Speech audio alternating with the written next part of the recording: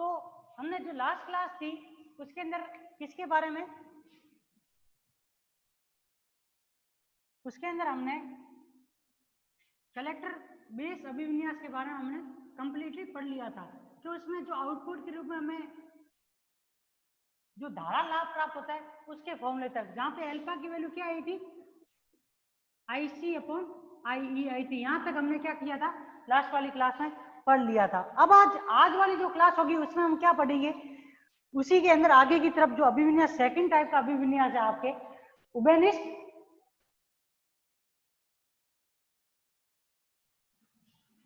Second type का आपका अभिविन्यास है उभयनिष्ठ उत्सर्जक अभिविन्यास। इसके बारे में आज हम पढ़ेंगे, जिसके अंदर क्या होगा,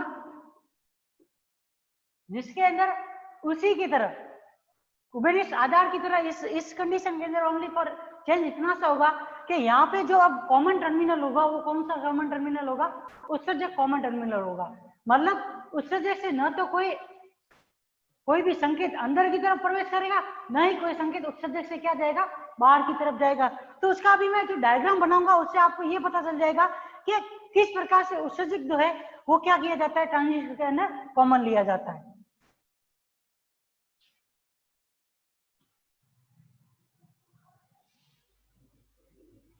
उभयनिष्ठ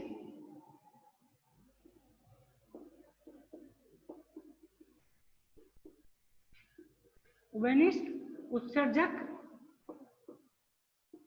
अभिविन्यास।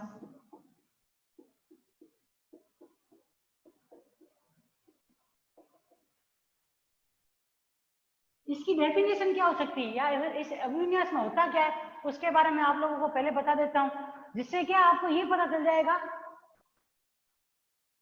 कि कोई भी अभिविन्यास उभयनिष्ठ उत्सर्जक अभिविन्यास कब कहलाता है, उसमें ऐसा क्या होता है जिस वजह से उसको उभयनिष्ठ उत्सर्जक अभिविन्यास कहते हैं। तो आपको ये ध्यान रखना है इस अभिविन्यास में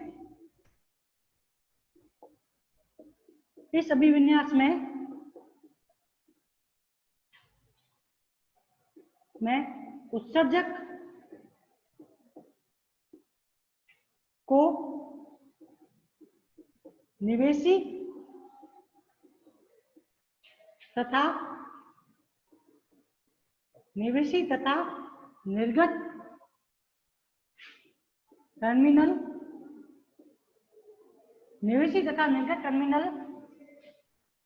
में उभयनिष्ठ रखा जाता है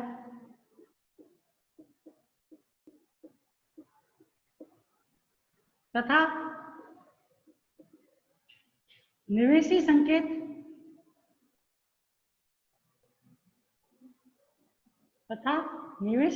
आधार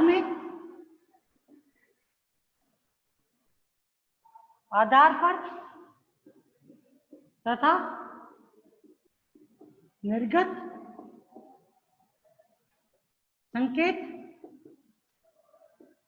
निर्गत संकेत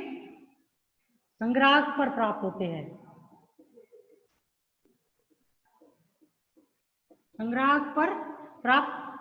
हैं। तो इस प्रकार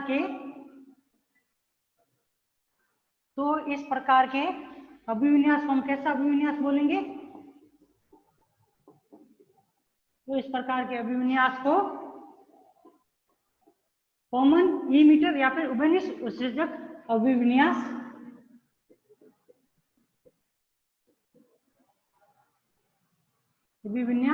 कहते हैं। ये आप लोगों को इसके अंदर ध्यान रखना है। ये जो होगी कौन से उभयनिष्ठ उत्सर्जक अभिविन्यास की क्या हो जाएगी, डेफिनेशन हो जाएगी। क्या हम किसी भी सर्किट को उभयनिष्ठ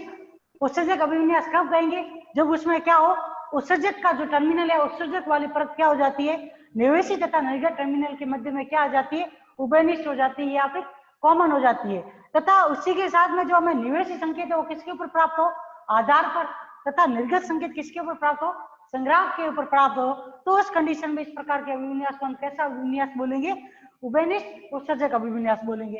अब हमने ट्रांजिस्टर कितने प्रकार के पढ़े, 2 प्रकार के, पीएनपी ट्रांजिस्टर तथा एमपीएन ट्रांजिस्टर। और आप लोगों को ध्यान रखना ये भी है कि आप कैसा भी अभिविन्यास पढ़ो, मतलब उभयनिष्ठ उत्सर्जक अभिविन्यास पढ़ो भले उभयनिष्ठ आधार अभिविन्यास पढ़ो और भले लास्ट में उभयनिष्ठ संग्राहक अभिविन्यास पढ़ो। इन तीनों ही प्रकार के अभिविन्यास के अंदर आप लोगों को हमेशा क्या करना है, बेस इमीटर संधि जो होगी उसको कैसे बायस में रखना है, फॉरवर्ड बायस में, तथा बेस कलेक्टर संधि जो होगी उसको हमेशा किस बायस में रखना है, रिवर्स बायस में रखना है। भले तीनों में से किसी भी प्रकार का अभिविन्यास पढ़ो, तीनों में से किसी भी प्रकार का अभिविन्यास होगा उसमें हमेशा जो बेस इमीटर या फिर आधार उत्सर्जक अभिविन्यास जो होगा या आधार उत्सर्जक संधि जो होगी वो कौन से बायस में होगी, फॉरवर्ड बायस में होगी। क्योंकि हमेशा जो आवेश वाहकों का उत्सर्जन होगा वो किससे होगा, उत्सर्जक से होगा, और वो कहाँ पे जाके खत्म होंगे, संग्राहक के अंदर जाके संग्रहित होंगे। उस वजह से बेस कलेक्टर संधि को हमेशा किस बायस में रखना होता है, रिवर्स बायस में रखना होता है। ये कंडीशन कभी भी किसी भी ट्रांजिस्टर के अभिविन्यास में परिवर्तित नहीं होती है। हाँ जरूर इसके अंदर हम संधियों का रिवर्स बायसिंग कंडीशन कैसे करेंगे उसके बारे में आप लोगों को बता दूंगा, लेकिन ये कंडीशन हमेशा हर अभिविन्यास में आपको याद रखनी बहुत ज्यादा जरूरी है। तो मैं इसके जो अलग अलग प्रकार के जो दो पीएनपी तथा एनपीएन ट्रांजिस्टर है उसमें इसका अभिविन्यास का आरेख डायग्राम कैसे बनता है उसके बारे में बता देता हूँ, जिससे आप लोगों को नॉर्मली पता चल जाएगा कि जो उभयनिष्ठ उत्सर्जक अभिविन्यास है उसमें उत्सर्जक को किस प्रकार से उभयनिष्ठ रखा जाता है।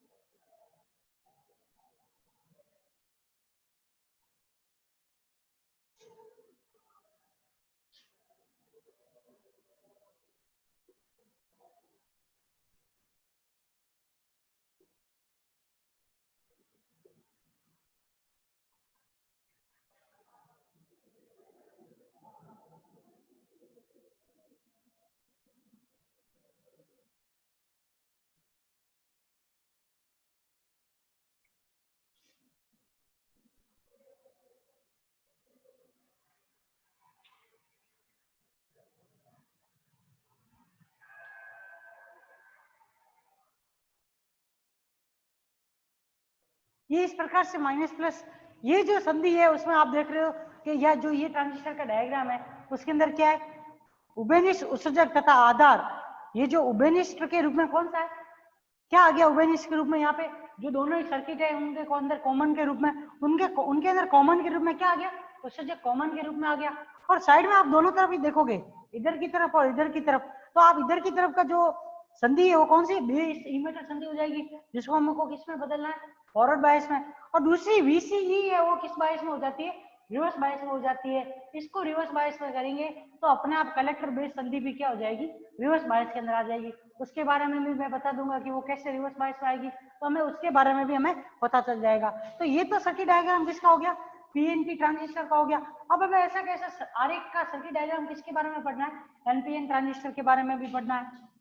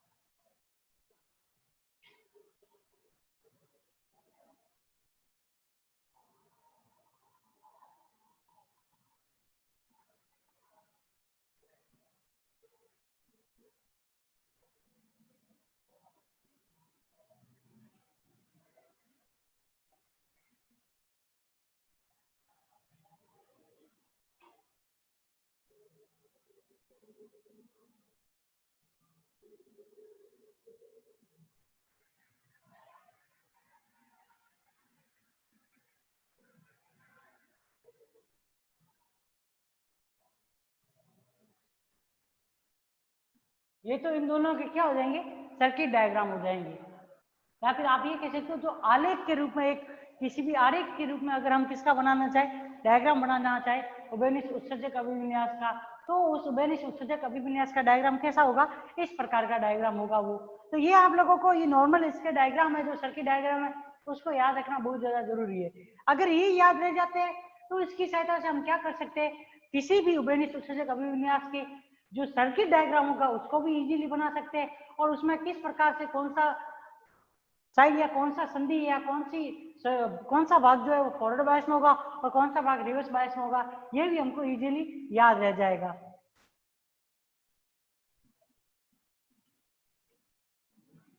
अब हम इसकी बनावट पढ़ेंगे। बनावट के अंदर हम पढ़ेंगे कि किस प्रकार से जो है इसके अंदर इसका सर्किट डायग्राम तैयार किया जाता है, जिससे कि हमें क्या मिल जाए, निवेशी और निवेशी और निर्गत अभिलाक्षणिक वक्रों के बारे में हमें पता चल सके। तो अब इसका हम क्या बनाएंगे, अभिविन्यास या इसका बनावटी इसका जो सर्किट डायग्राम है उसको कैसे बनाया जाता है उसके बारे में।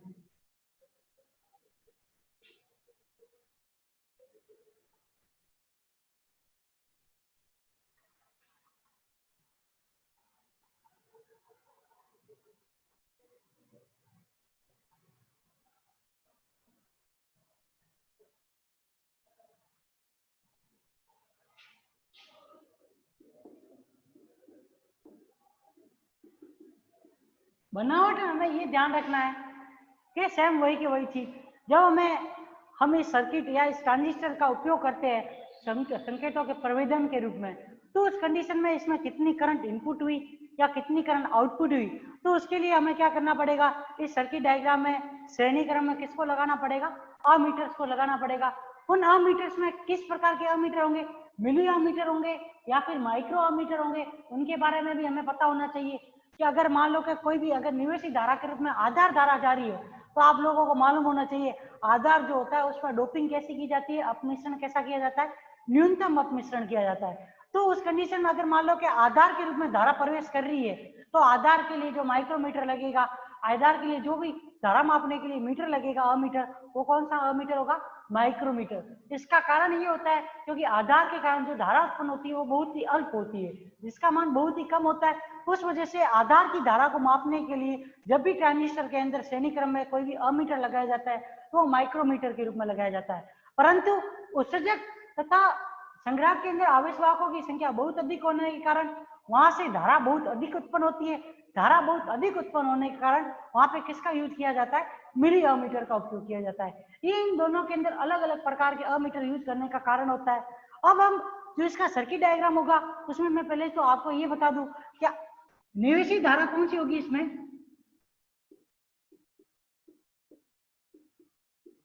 निवेशी धारा इसमें कौन सी है, आधार धारा है, क्योंकि हमें जो निवेशी संकेत मिल रहे हैं वो किसके ऊपर मिल रहे हैं, आधार के ऊपर मिल रहे हैं। तो आधार धारा जो होती है वो इसमें क्या होती है, इनपुट करंट होती है, तथा निर्गत धारा जो होती है वो कौन सी होती है, निर्गत धारा वो कौन सी होती है, संग्राहक धारा होती है, जिसे हम किसके रूप में, आईसी के रूप में प्रदर्शित करते हैं। और इन दोनों के ऊपर जो वोल्टेज होती है, निवेशी वोल्टता,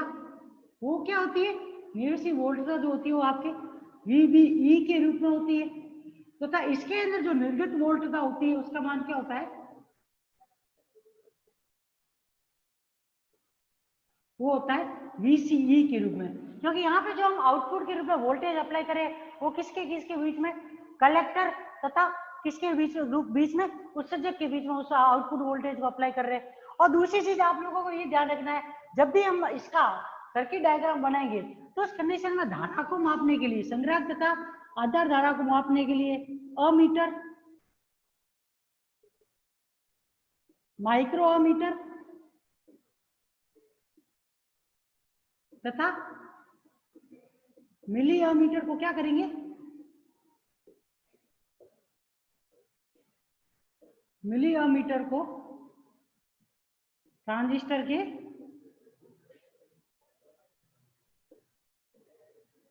श्रेणी क्रम में जोड़ेंगे।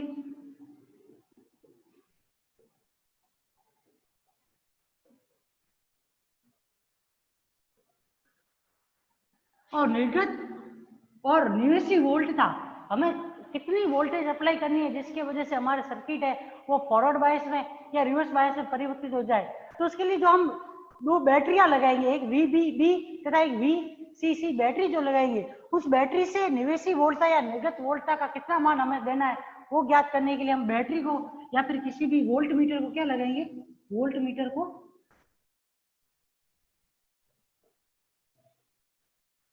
ट्रांजिस्टर के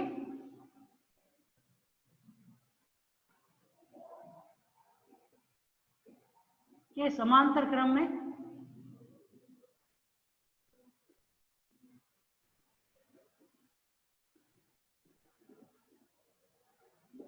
जोड़ते हैं। तो ये दो चीजें आपको याद रखनी बहुत ज्यादा जरूरी है। अगर ट्रांजिस्टर के अंदर जो बनावट या फिर हम जो कलेक्टर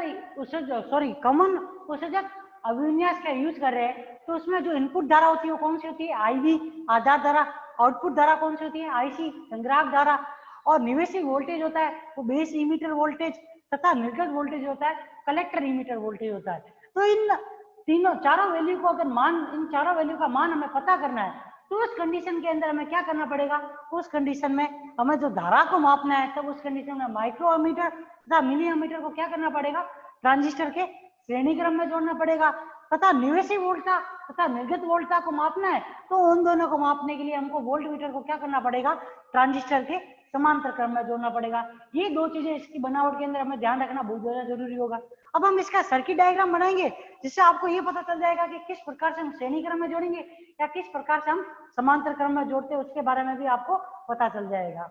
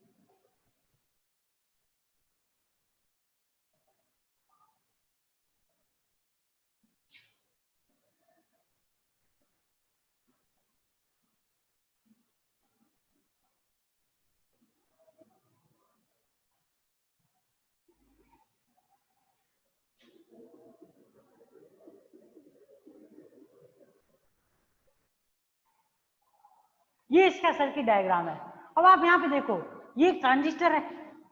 इस ट्रांजिस्टर के श्रेणी क्रम में मतलब जिस तार से ये जुड़ा हुआ उसी लाइन के अंदर क्या जुड़े हुए होने चाहिए, इसके अंदर अमीटर तथा माइक्रोमीटर। तो यहाँ पे देखो एक माइक्रोमीटर यहाँ पे लगा हुआ है जो कौन सी धारा को माप रहा है, आधार धारा को। एक मिलीमीटर यहाँ पे लगा हुआ है जो कौन सी धारा को माप रहा है, संग्राहक धारा को। तो ये जो क्रम होगा ये किसका क्या हो जाएगा, ट्रांजिस्टर के अंदर धारा का श्रेणी क्रम हो जाएगा। और उसी जगह पे आप देखो कितनी वोल्टेज हमने फॉरवर्ड बायस के लिए तथा कितनी वोल्टेज हमने रिवर्स बायस के लिए अप्लाई की है, उसके लिए ये वोल्ट मीटर क्या लगे हुए इस ट्रांजिस्टर की तार के एकदम समांतर क्रम में लगे हुए। तो ये ध्यान रखना आप लोगों को। इस प्रकार से इसका क्या होता है, सर्किट डायग्राम होता है, जिसमें माइक्रो एमीटर तथा मिली एमीटर हमेशा किसमें जुड़े हुए होते हैं, श्रेणी क्रम में, तथा वोल्टेज को मापने के लिए फॉरवर्ड बायस वोल्टेज तथा रिवर्स बायस वोल्टेज को मापने के लिए जो वोल्ट मीटर जो होते हैं वो इसमें किस प्रकार से जुड़े हुए होते हैं, समांतर क्रम में। एक तो यहाँ पर वीपीई बेस तथा उत्सर्जक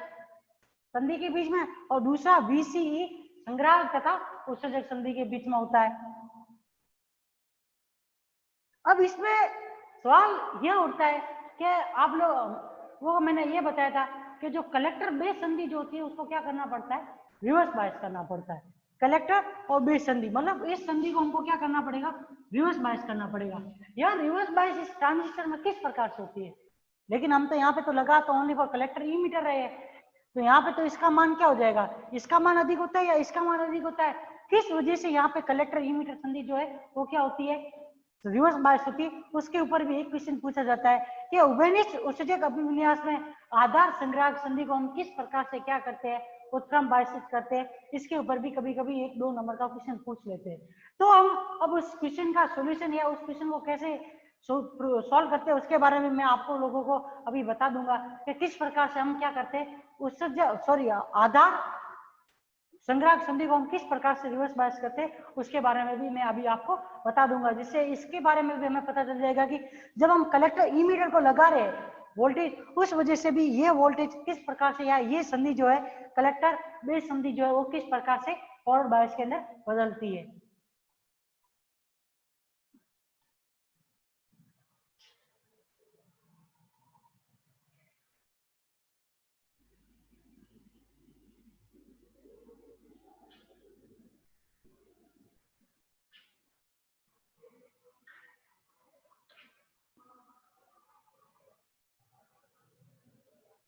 तो इसके अंदर जो क्वेश्चन उठता है इसके अंदर वो ये क्वेश्चन उठता है कि कोई भी उभयनिष्ठ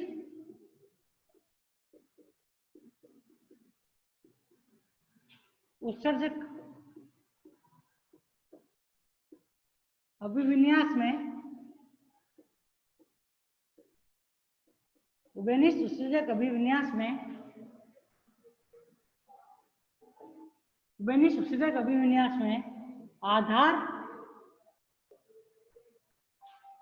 तथा संग्राहक को कैसे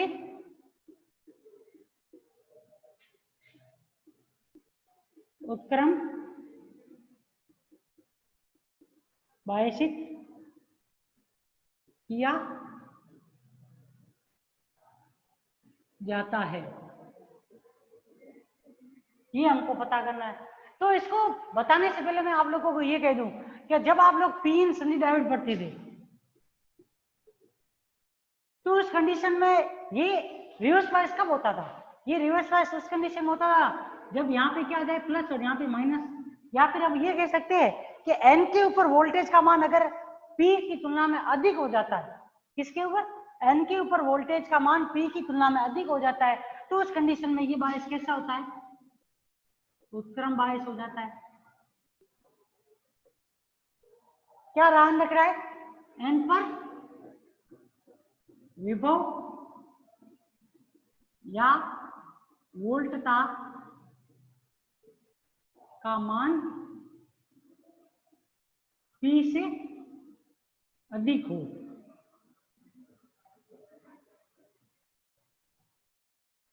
दोनों ही कंडीशन के अंदर एन के ऊपर क्या होना चाहिए, अधिक मान होना चाहिए, भले वो किसके रूप में, पॉजिटिव के रूप में हो या फिर वो नेगेटिव में। दोनों ही जगह पर अगर हमने नेगेटिव वोल्टेज लगाया, नेगेटिव वोल्टेज में लगाने पे मान लो कि यहाँ पे मैंने माइनस के 10 वोल्टेज लगाया, ठीक है, तो यहाँ पे अब क्या होना चाहिए, यहाँ पे इसका मान क्या होना चाहिए, अगर मान लो कि माइनस के 5 वोल्टेज आ रहा है तो अगर दोनों का डिफरेंस निकालोगे तो कितना आ जाएगा, इसके ऊपर 5 वोल्टेज क्या है, एन के ऊपर अधिक है पी की तुलना में। तो उस कंडीशन में ये क्या हो जाएगा, ये वाला बायस जो है या ये डायोड जो है वो किस बायस में आ जाएगा, रिवर्स बायस में। इसको यहाँ पे अगर क्लियर नहीं दिख रहा है या फिर क्लियर दिख रहा है तो आप लोगों को ध्यान रखना है, जैसे कि अगर मान लो कि मैंने ये एक पीएन सीरीज डायोड लिया है, इस पीएन सीरीज डायोड में क्या है, इस पी सिरे के ऊपर मैंने क्या वोल्टेज लगाई, माइनस के 10 वोल्टेज लगाई, और उसी जगह पे एन सिरे पे मैंने क्या लगा दी, माइनस के 5 वोल्टेज, ये पी सिरा और ये एन सिरा। तो इन दोनों में देखो, इन दोनों में आप देखोगे तो एन सिरे के ऊपर जो है वो क्या है, अधिक वोल्टेज है। परिणाम में जरूर पी के ऊपर अधिक है, पर आपको मालूम हो माइनस के अंदर जितनी छोटी संख्या होती है वो वैल्यू माइनस में जितनी बड़ी संख्या होती है उससे अधिक होती है। तो यहाँ पे ये वैल्यू क्या है, ये इससे क्या है, बड़ी है। तो उस कंडीशन में क्या हो गया, एन के ऊपर पी की तुलना में क्या है, अधिक आवेश है, या फिर आप बोल सकते हो अधिक विभव लगा हुआ है। तो उस कंडीशन में ये बायस कैसे हो गया, उत्क्रम बायस हो गया। तो ऐसी की ऐसी कंडीशन क्या हो जाती है, किसी भी उभयनिष्ठ उत्सर्जक अभिविन्यास में भी अप्लाई होती है, जिसके वजह से क्या होता है, उभयनिष्ठ उत्सर्जक अभिविन्यास जो होता है उसमें कलेक्टर बेस संधि क्या हो जाती है, रिवर्स बायस हो जाती है। कैसे, आप ये देखिए, इधर देखिए, इसको मैं बता देता हूँ कि जो ये आप इस प्रकार का सर्किट डायग्राम पढ़ते हैं,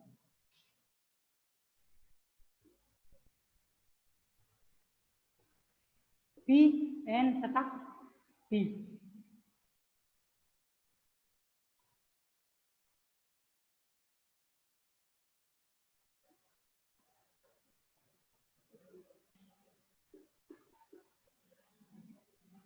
अब इसमें क्या है, VCE तथा V, मान लो VBB तथा VCC के रूप में हम क्या लगा रहे हैं, बेस इमीटर तथा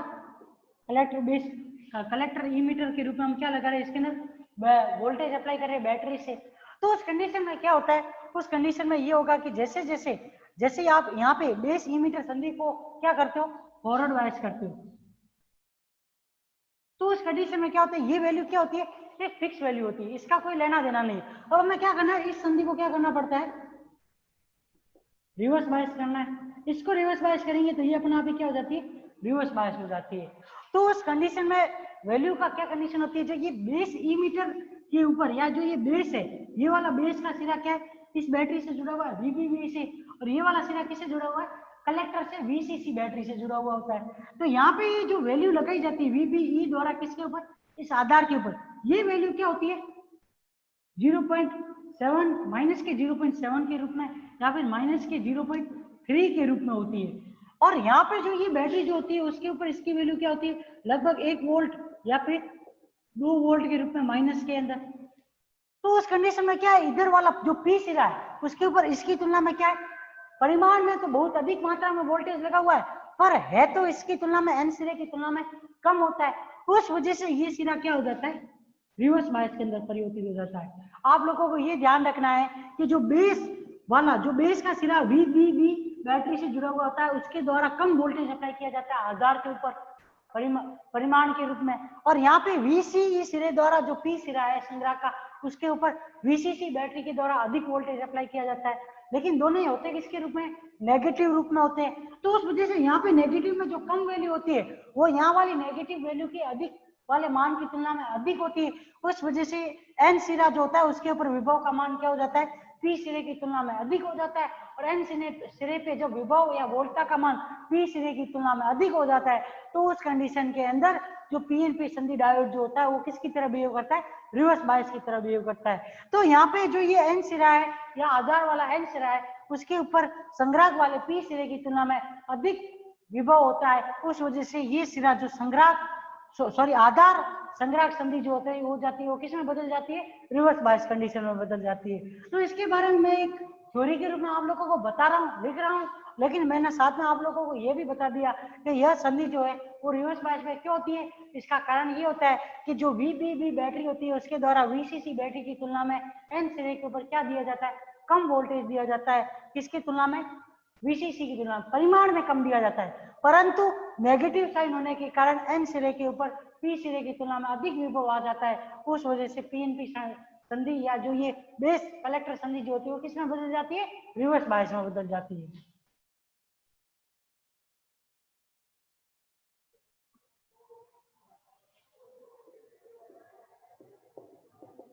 चित्रानुसार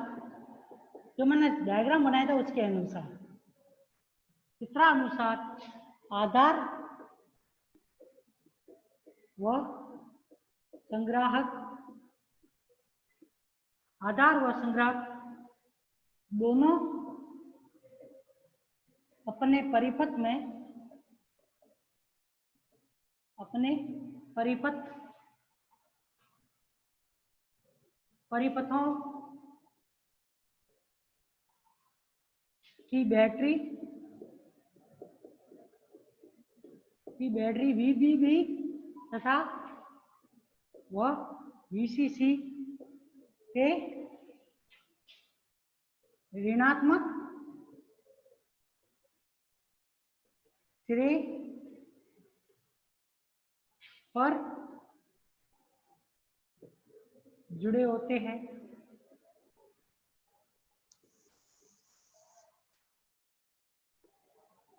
यदि VCE का परिमाण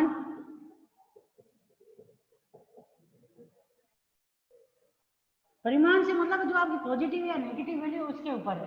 भले नेगेटिव में लो या पॉजिटिव में लो, परिमाण में वैल्यू का अधिक या कम होना हम बता सकते हैं कि कौन सी वैल्यू अधिक है या कौन सी वैल्यू कम है। लेकिन अगर नेगेटिव साइन आ जाता है तो उस कंडीशन में जो नेगेटिव के अंदर बड़ी वैल्यू होती है वो नेगेटिव में छोटी वैल्यू से क्या होती है, उसका मान कम होता है। ये हमें ध्यान रखना बहुत ज्यादा जरूरी होता है। यदि VCE का परिमाण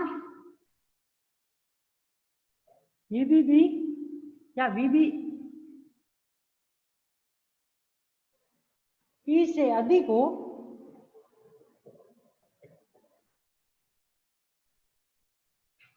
तो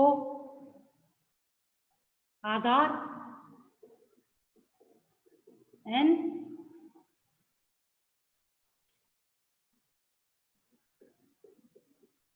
संग्राहक P से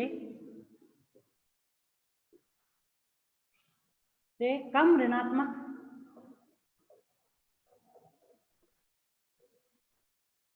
विभव, उसे हम लिख सकते हैं वोल्टता पर होगा। अर्थात हम ये कह सकते हैं कि n प्रकार का आधार, n प्रकार के आधार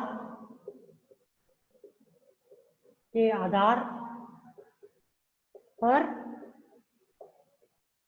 धनात्मक,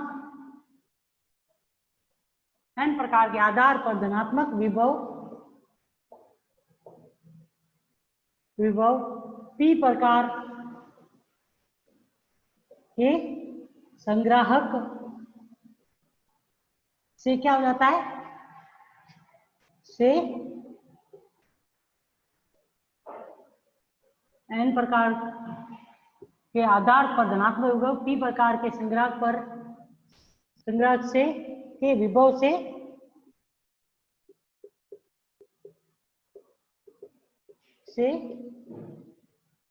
अधिक होता है।